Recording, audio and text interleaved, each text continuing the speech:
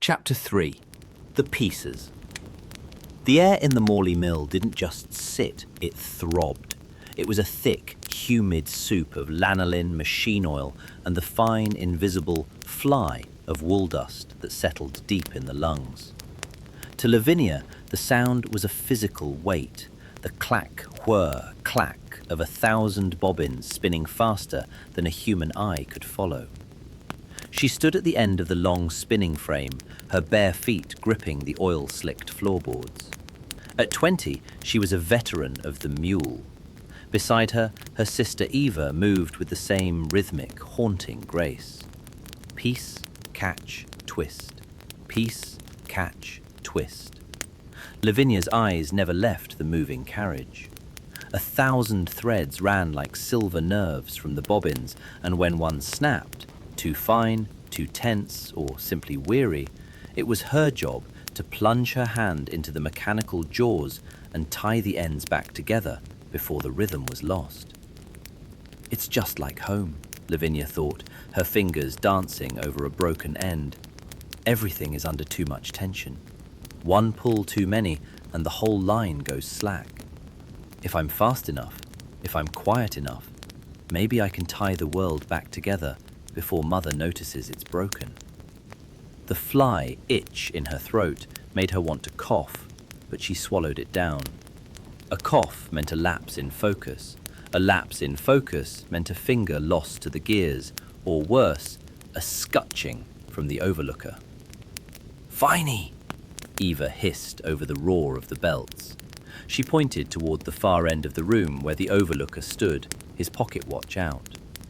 Lavinia nodded, but her mind was miles away, down in the dark of the loft house pit. Is he swinging the pick now? Or is he sitting in the dark, listening to the walls talk? She remembered the way her father had looked that morning, his eyes like glass marbles that had been rolled in the soot. He hadn't looked at her. He'd looked through her, as if she were just another shadow on the wall. "I could snuff them all out," he had said. The memory felt like a cold needle in her chest. He doesn't mean it, she told herself, twisting a broken wool end with a flick of her thumb. It's the head wound. It's the ale. It's the black damp. He's my father. He carried me on his shoulders to the feast when I was nobbut a lass. He's still in there somewhere, under the crack in his skull. But as she watched the steel carriage of the spinning frame roar toward her and then retreat, she felt a terrifying parallel. The machine didn't care if your hand was in the way, it just followed its iron logic. And George Haig, she feared, was starting to follow a logic that was just as cold and just as unstoppable. "I'm right clammed, Viney," Eva said, leaning in as the frame retreated. "I can't wait for it whistle. My legs are like jelly." "Keep thy wits, Eva," Lavinia replied, her voice sharpened by a sudden maternal fear. "Don't let the mind wander. That's when the mule bites." Don't let your mind wander. It was advice she couldn't take herself. As the gaslights flickered in the encroaching Morley dusk, Lavinia felt a sense of impending naught. Every thread she tied felt like a prayer.